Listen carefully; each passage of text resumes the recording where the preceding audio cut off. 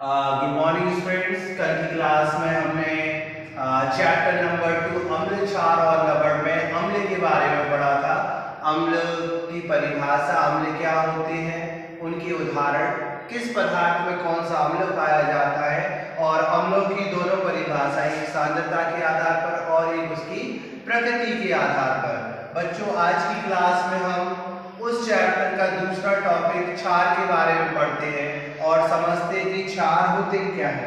तो सबसे पहले जितने भी पदार्थ दुनिया में हैं जिनमें किसी भी प्रकार का कड़वापन पाया जाता है, तो यदि हम किसी भी पदार्थ की प्रकृति के आधार पर पहचानना चाहें कि वो अम्ल है, क्षार है या लवण है, तो क्षार की पहचान है ऐसे पदार्थ जो स्वाद में कड़वे होते हैं, उनमें किसी ना किसी प्रकार का क्षार पाया जाता है। कड़वे होना, इंग्लिश में क्या बोलते हैं, बिटर, BITTER, ठीक है।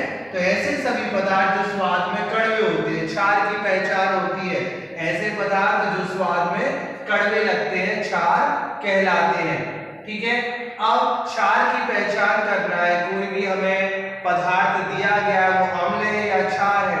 देखिए, हर चीज, जैसे जो प्राकृतिक चीजें हैं, है ना, उनको तो अपन स्वाद अनुसार उनका कड़वापन चेक कर सकते हैं, क्योंकि ह्यूमन बॉडी उस कड़वेपन को एडजस्ट कर सकती है। लेकिन जो कई केमिकल्स होते हैं लेबोरेटरी के अंदर, प्रयोगशाला के अंदर, तो आप, क्योंकि इनमें से बहुत सारे जहर के रूप में भी होते हैं। जैसे आपको पता है, कल मैंने आपको बताया था, अम्ल जो होते हैं, कुछ प्राकृतिक अम्ल होते हैं, वो हमारे शरीर के लिए आवश्यक है। लेकिन जो मानव निर्मित अम्ल है, जिनका उपयोग हम प्रयोगशालाओं में करते हैं, वो उनको हम टेस्ट नहीं कर सकते। तो उनका परीक्षण करने का तरीका क्या है, लिटमस पेपर टेस्ट, ठीक है। हमारे पास एक लिटमस पेपर होता है, उसके ऊपर यदि हम अम्ल की बूंद डालते हैं तो वो नीले लिटमस पेपर को लाल कर देता है, और क्षार जो होगा, यदि हम लाल लिटमस पेपर लेंगे और उसके ऊपर क्षार की बूंद डालेंगे तो वो उसको नीला कर देगा। तो हम उस पदार्थ की पहचान कर सकते हैं कि वो क्षार है कि नहीं। अब हम बात करते हैं, इसके कुछ उदाहरण हैं क्षार के। NaOH, NaOH का नाम क्या होता है, सोडियम हाइड्रोक्साइड। ये क्षार का उदाहरण है। KOH, इसको हम पढ़ते हैं potassium hydroxide.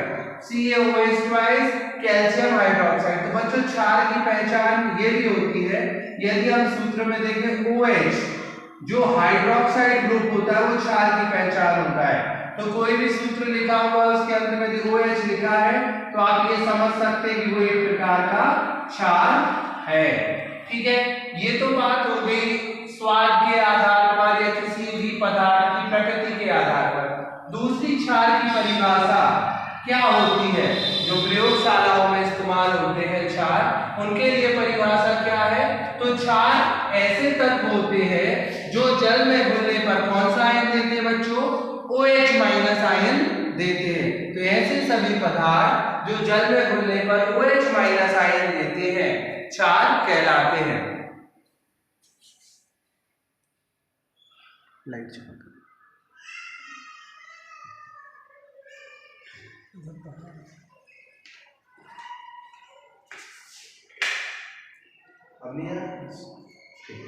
Okay, sorry for inconvenience. Okay, तो आगे बढ़ते हैं।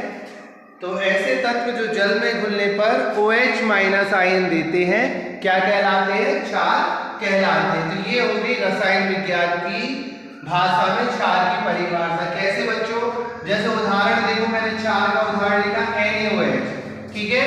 तो आप देखना ध्यान से, ये हमारे पास एक फ्लास्क है जिसके अंदर जल भरा हुआ है, ठीक है। जब इसके अंदर हम किसी भी क्षार को मिलाएंगे, जैसे हमने मिलाया NaOH, तो जब ये जल के अंदर घुलेगा तो इसमें से Na+ अलग हो जाएगा और OH- आयन अलग हो जाएगा। तो इसको जल में घुलने पर ये कौन सा आयन दे रहा है, OH- आयन दे रहा है। तो NaOH क्या है, ये क्षार है। और देखिए, जैसे हम एक दूसरा क्षार लें, उसको भी हम जल के अंदर घोलें, जैसे हमने लिया बच्चों BaOH ट्वाइस, इसमें OH कितने हैं, एटम 2। तो ये जल में कैसे घुलेगा, बेरियम का चार्ज होता है 2+, और OH क्या हो जाएगा 2OH-, ठीक है, तो ये जल में घुलने पर इस तरीके से घुल जाते हैं। क्षार बहुत ही उपयोगी है। यदि आपने देखा होगा जब हम खाना वगैरह खाते हैं या शादी में खाना खाने के लिए जाते हैं और यदि आप व्हाइट कलर की शर्ट पहने हो और उसके ऊपर यदि है ना कोई तेल का या चाय का दाग पड़ जाए तो होता क्या है, अब उसको हमें साफ करना है तो हम उसके लिए क्या करते हैं, उसको सर्फ एक्सेल में या डिटर्जेंट में धोते हैं। तो बच्चों जितने भी साबुन है, जितने भी हम बोलते वॉशिंग पाउडर है, उन सभी के अंदर क्षार होते हैं और ये क्षार होते हैं। ठीक है, और जो भी ऑयल का निशान है, जो आपकी शर्ट के ऊपर धब्बा है या दाग आ गया है, उसके अंदर होता है अम्ल। अब उसको हमें क्या करना है, वहां से रिमूव करना है, हटाना है। तो हम क्या करते हैं, उसको क्षार है ना डिटर्जेंट में धोते हैं। तो क्षार क्या करता है, उसके ऊपर लगातार रासायनिक अभिक्रिया करता है और धीरे धीरे करके वो निशान जो होता है वो फीका पड़ने लगता है और एक समय बाद वो पूरा साफ हो जाता है। तो ये क्षार का महत्व, जितने भी साबुन आते हैं आपके, चाहे घड़ी हो, चाहे टाइड हो, चाहे सर्फ एक्सेल, सब में क्षार का इस्तेमाल किया जाता है। खास तौर से वो क्षार सोडियम और पोटेशियम धातु के होते हैं, सोडियम और पोटेशियम धातु के वो क्षार होते हैं। आगे बढ़ते हैं बच्चों, क्षार के प्रकार। मुख्यतः क्षार दो प्रकार के होते हैं, ठीक है ना, प्रबल क्षार और दुर्बल क्षार। जैसा प्रबल अम्ल और दुर्बल अम्ल होते थे, ऐसे ही प्रबल क्षार और दुर्बल क्षार होते हैं। प्रबल क्षार की परिभाषा क्या होगा, ऐसे सभी पदार्थ जो जल में घुलने पर ज्यादा OH माइनस आयन देते, जैसा अम्ल में था ना वैसा ही यहाँ पर ज्यादा OH माइनस आयन। जो प्रबल क्षार होते हैं, जब उनको जल में घुलते हैं तो वो जल में घुलकर ज्यादा OH माइनस आयन देते हैं, और जो दुर्बल क्षार होते हैं वो जल में घुलने पर कम OH माइनस आयन देते हैं। तो प्रबल क्षार के उदाहरण ये लिखे हुए हैं, NaOH, sodium hydroxide, potassium hydroxide. और दुर्बल क्षार के एग्जाम्पल बेरियम हाइड्रोक्साइड और कैल्शियम हाइड्रोक्साइड। तो ये हो गए आपके प्रबल क्षार और दुर्बल क्षार। आगे बढ़ते हैं हम इसमें,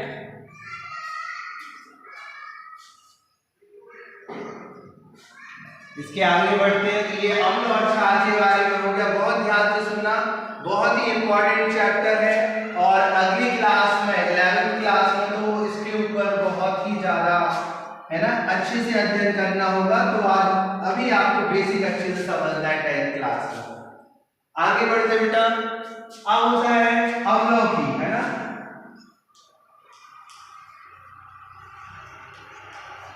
धातुओं की अम्ल से क्रिया या अम्लों से अभिक्रिया कैसे होती है। ध्यान रखना, जब भी कोई धातु अम्ल से क्रिया करती है तो क्या बनता है वो आपको देखना है। तो मैं यहां पे पहले लिख दूं, बनता क्या है, धातुओं की अम्लों से क्रिया अभिक्रिया होने पर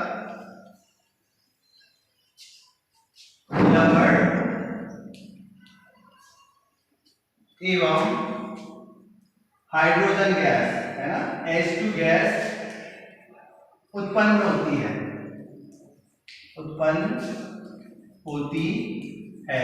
कैसे बच्चों, ध्यान से देखो, हमारे पास एक धातु है, मान लो चलिए वो है सोडियम Na, ठीक है, इसकी हम अम्ल से क्रिया कराएंगे। हमने दिया अम्ल HCl, हाइड्रोक्लोरिक अम्ल, ठीक है।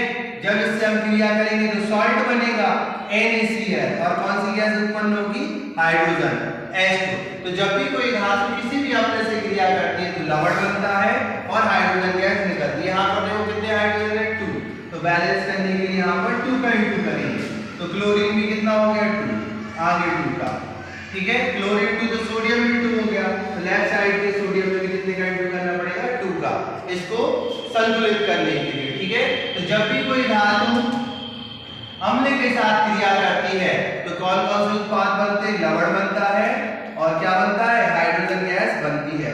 बिल्कुल दिमाग में बसा लेना, आपको कभी दिक्कत नहीं जाएगी रासायनिक अभिक्रिया में कि धातु की अम्लों से क्रिया होने पर लवण व हाइड्रोजन गैस बनती है, ठीक है।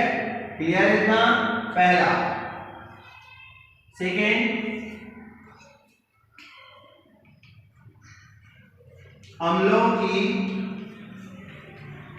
धातु कार्बोनेट से क्रिया, अम्लों की धातु कार्बोनेट से क्रिया कैसे होती है? अभिक्रिया या क्रिया बच्चों, ठीक है। अम्लों की धातु कार्बोनेट से क्रिया, देखो कोई भी धातु कार्बोनेट लो, जैसे हमने लिया सोडियम कार्बोनेट Na2CO3, इसकी आप अम्ल से क्रिया कराओ, मैंने H2SO4 लिया, तो धातु कार्बोनेट की जब अम्ल से क्रिया होती है तो बच्चों याद रखना क्या क्या बनता है? लवण, दूसरा कार्बन डाइऑक्साइड और तीसरी चीज होती है जल। लवण बनेगा, कार्बन डाइऑक्साइड बनेगी और जल बनेगा। तो बनाओ पहले, लवण बनेगा क्या? सोडियम सल्फेट Na2SO4 प्लस क्या बचेगा? CO2 plus H2। ये समझ लो कि नियम है कि जब भी कोई अम्ल धातु कार्बोनेट से क्रिया करेगा तो लवण बनेगा, कार्बन डाइऑक्साइड और जल बनेगा। कोई भी धातु कार्बोनेट, सोडियम कार्बोनेट ले लो, है ना, किसी भी अम्ल से क्रिया कराओगे तो लवण बनेगा, कार्बन डाइऑक्साइड और जल। इसको क्या पढ़ते हैं? Sodium sulphate. क्या पढ़ते हैं? सोडियम सल्फेट, ठीक है। आखिरी अभिक्रिया तीसरा, अम्लों की धातु बाइकार्बोनेट, अम्लों की धातु बाइकार्बोनेट। बच्चों बाइकार्बोनेट जानते हो आप? अम्लों की धातु बाइकार्बोनेट मतलब ग्रुप होता है SCO3, ठीक है। कार्बोनेट की पहचान CO3 होती है, बाइकार्बोनेट की पहचान SCO3 होती है, ठीक है। तो अम्लों की धातु बाइकार्बोनेट से क्रिया कैसे होती है वो आपको बताना है। तो अम्लों की जब धातु बाइकार्बोनेट से क्रिया करते हैं तो आपका लवण बनता है, जो बनता है कार्बन डाइऑक्साइड बनती है और H2, ये आपके क्या बनते हैं? उत्पाद बनते हैं। एक उदाहरण भी देख लीजिए ताकि आपका ये टॉपिक कंप्लीट हो जाएगा। हमने लिया सोडियम बाइकार्बोनेट, इसका सूत्र होता है NaHCO3। बच्चों इसकी क्रिया करा दी हमने, नया हमने ले लो HNO3, क्या नाम होता है इसका? नाइट्रिक अम्ल। क्या नाम होता है? नाइट्रिक अम्ल। तो उत्पाद क्या बनेंगे? NaNO3 plus CO2 plus H2। तो इस तरीके से हमारा उत्पाद क्या बनेगा? सोडियम नाइट्रेट, कार्बन डाइऑक्साइड और जल। तो इतना आपको समझ में आया। सबसे पहले आज मैंने आपको बताया क्षार क्या होते हैं, ठीक है, स्वाद के आधार पर। दूसरा मैंने आपको उनकी सांद्रता के आधार पर बताया कि क्या परिभाषा होती है। उसके बाद उसके प्रकार क्या होते हैं। उसके बाद हमने आपको बताया कि जो भी अम्ल होते हैं वो धातुओं के साथ अभिक्रिया करके क्या उत्पाद बनाते हैं। दूसरा, अम्ल जब धातु कार्बोनेट के साथ क्रिया करते हैं, ये चीज बच्चों आपको बहुत अच्छे से याद रखना कि बनता क्या है? लवण व हाइड्रोजन कार्बोनेट से क्रिया करते हैं तो लवण, कार्बन डाइऑक्साइड और जल। बाइकार्बोनेट से क्रिया करते हैं तो लवण, कार्बन डाइऑक्साइड और जल। तो मैं आपसे आशा करता हूं कि आप इस वीडियो को बहुत अच्छे से देखेंगे और घर पर इन चीजों को करने की कोशिश भी करेंगे। So students, thank you very much. आप इसको बार-बार देखें और हो सकता है तो जहां YouTube पर आप देखते हैं, यदि आपको वीडियो अच्छा लगता है तो आप चैनल को सब्सक्राइब भी करें, इससे हमें प्रोत्साहन भी मिलता है और हम भविष्य में भी हर स्कूल खुलने के बाद भी कोशिश करेंगे कि अच्छे जो भी टॉपिक्स हैं जो डिफिकल्ट हैं उनके वीडियो बनाते रहें। तो आप बहुत अच्छे से पढ़ाई करें। Thank you.